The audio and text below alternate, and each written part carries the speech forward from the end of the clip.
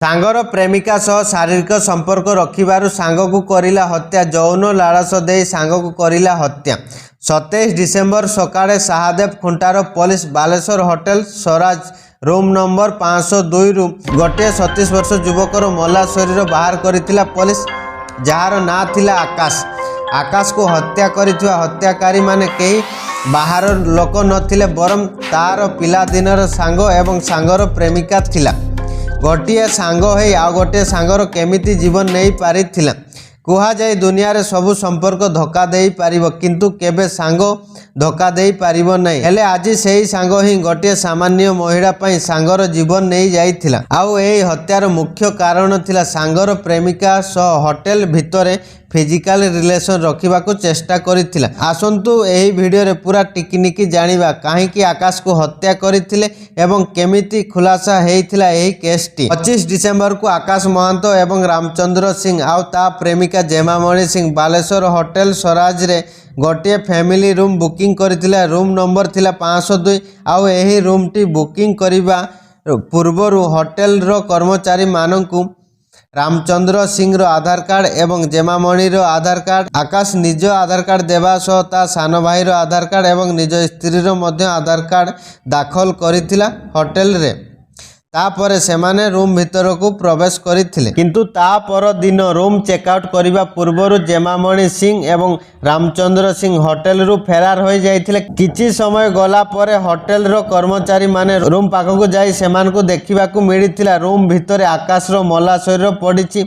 एही सब दृश्य देखि होटेल रो कर्मचारी माने शाहदेव खुंटार पुलिस को खबर देइथिले। पुलिस घटनास्थल रे पहुंची प्रथमे मृत शरीर को निज कब्जा रे नेला परे पुलिस रूम बुकिंग करिथिबा समय रे जेउ परिचय पत्र देइथिले एवं होटेल रो सीसीटीवी कैमरा रे जेउ विजुअल कैप्चर होइथिला सेही सब देखि सारिला परे मृतक युवकर ना थिला आकाश महांत, डिस्ट मयूरभंज थाना बेतनटी गाँ बड़ जामबणी दांतिया मुहा पाख। प्रथमे एही केसटी समस्त को लागुथिला कोनोसी पुराना शत्रु को नहीं आकाश को हत्या करी रामचंद्र सिंह एवं जेमामणि सिंह फेरार हो जाइछंती बोली, किंतु जे पर्यंत रामचंद्र सिंह एवं जेमामणि को पुलिस गिरफ्त करि नथिला से पर्यंत सत कथा सामना को आसी नथिला। पुलिस रो लगातार मेहनत पर किछि घंटा भितर ही पुलिस जेमामणि को गिरफ्त करिथिला जाजपुर जिल्ला रु एवं रामचंद्र को पुलिस गिरफ्त करिथिला मयूरभंज जिला बेतनटीरू। गिरफ्त पर आकाश रो हत्या को नहीं सेमाने जहाँ सबू कही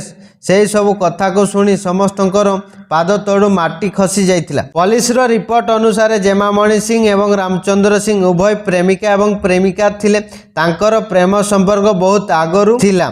आकाश महांत हेउची रामचंद्र सिंह रो पिला दिनर सांग। गोटे गाँव रे दुहींकर मध्य घर अछि। आउ सबुठारु बड़ कथा हेउची जे एमाने 3 जण विवाहित थिले। रामचंद्र सिंह रो घरे स्त्री थिबा सह 2-3 वर्षर पिला मध्य अछि। आउ आकाश महांतंकर मध्य घरे स्त्री अछि। पुणी जेमामणि सिंह आगरू विवाहित थिले, तांकर 2 पिला सह स्वामी मध्य घरे अछि। हेले 4-5 वर्ष पूर्वरु जेमामणि सिंह कोनोसी कारणरु निज स्वामी पाखरु अलगा होई 2 पिला को स्वामी पाखरे छाड़ी जेमामणि सिंह जाजपुर रे जॉब करुथिले। रामचंद्र सिंह एवं जेमामणि सिंह संपर्क रे दियर भाउज हेबे। आउ दियर भाउज संपर्क मझिरु तांको प्रेम संपर्क गढ़ी उठिथिला। जेमामणि निज पिला मानक पाखरु अलगा हेला परे रामचंद्र सिंह जेमामणि रो पिला मानकु देखा चाहा करुथिला। सबु किछि भलो भलो रे चालिथिला, किंतु 25 डिसेम्बर को रामचंद्र सिंह एवं जेमामणि सिंह आउ आकाश महांत गोटे मोटरसाइकल रे बालेश्वर आसीथिले। आसीबा समय 3 जण मिसी बाटरे अल्कोहल मध्य नेइथिले। तापरे सेमाने होटेल स्वराज रे रूम बुकिंग करी रूम भितर को प्रवेश करिथिले। किछि समय सेमाने गोटे रूम भितर रहिला परे पुणी थरे आकाश रूम रु बाहरी मद किनिबा को आसीथिला। होटेल भितर जेमामणि थिले एवं रामचंद्र सिंह थिले। आउ आकाश जेतेबेले मद किणी रूम को फेरिथिला सेही समय रे जेमामणि सिंह एवं रामचंद्र सिंह शारीरिक संपर्क रखिबार आरंभ करि देइथिले। एही सब दृश्य आकाश देखिला परे ता मनरे मध्य इच्छा होइथिला से जेमामणि सिंह सह शारीरिक संपर्क रखिबो बोली। प्रथमे आकाश किणी आनिथिबा मद को 3 जण मिसी पी सारिला परे आकाश को टिके निशा हैला परे आकाश भी निज सांग रामचंद्र को कहिथिला से भी जेमामणि सह शारीरिक संपर्क रखिबो बोली। ଆକାଶର ଏହି କଥା ଶୁଣି ଜେମାମଣି ସିଂ ଏବଂ ରାମଚନ୍ଦ୍ର ସିଂ ପ୍ରଥମରୁ ଆକାଶକୁ ବାରଣ କରିଥିଲେ ଜେମାମଣି ସିଂ ସହ ଶାରୀରିକ ସମ୍ପର୍କ ନ ରଖିବାକୁ। ଆଉ ଆକାଶ ଯେତେବେଳେ ଜୋର ଜବରଦସ୍ତ ଜେମାମଣି ସହ ଶାରୀରିକ ସମ୍ପର୍କ ରଖିବାକୁ ଚେଷ୍ଟା କରିଥିଲା ତାପରେ ରାମଚନ୍ଦ୍ର ସିଂ ଆକାଶର ତଣ୍ଟିକୁ ଚିପିବା ସହ ଜେମାମଣି ସିଂ ଆକାଶର ପାଦ ଦୁଇଟିକୁ ଧରି ତାକୁ ହତ୍ୟା କରିଥିଲେ। ତିନି ଜଣ ମଧ୍ୟ ନିଶାଗ୍ରସ୍ତ ଅବସ୍ଥାରେ ଥିଲେ। ଆଉ ଯେତେବେଳେ ସେମାନଙ୍କୁ ଲାଗିଲା ଆକାଶର ନିଶ୍ୱାସ ସବୁଦିନ ପାଇଁ ବନ୍ଦ ହୋଇଗଲା ବୋଲି ତାପରେ ସେମାନେ ହୋଟେଲ ରୁମ୍ରୁ ଫେରାର ହୋଇଯାଇଥିଲେ ଆକାଶର ମୃତ ଶରୀରକୁ ହୋଟେଲ ରୁମ୍ରେ ଛାଡ଼ିକି। ସାମାନ୍ୟ ମଦ ଆଉ 5-10 ମିନିଟର ଦେହ ସୁଖ ପାଇଁ କେତୋଟି ଜୀବନ ନଷ୍ଟ ହୋଇଗଲା। ସମସ୍ତେ ପୁଣି ଆଗରୁ ବିବାହିତ ଥିଲେ। ନିଜ ସ୍ତ୍ରୀମାନଙ୍କୁ ଘରେ ଛାଡ଼ି ଅନ୍ୟ ସ୍ତ୍ରୀ ପ୍ରେମରେ ଆଜିକା ଯୁବପିଢ଼ି ପାଗଳ ହେଉଛନ୍ତି। ଯିଏ ମରିଗଲା ତ ସିଏ ଚାଲିଗଲା, ଆଉ ଯେଉଁମାନେ ରହିଲେ ତାଙ୍କ କଥା କିଏ ବୁଝିବ?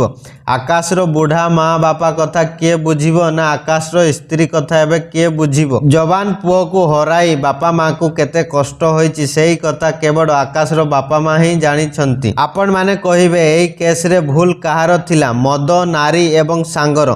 ପର ପ୍ରୀତିକ୍ରିୟାରେ ଆଜିକା ଦିନରେ କେତେ ଘର ଭାଙ୍ଗୁଛି କୌଣସି ଠିକ୍ ନାହିଁ। ଆପଣମାନଙ୍କର ଏହି ଘଟଣାକୁ ନେଇ କ'ଣ ମତାମତ ଅଛି ନିଶ୍ଚୟ ଜଣାଇବେ। ଜୟ ଜଗନ୍ନାଥ।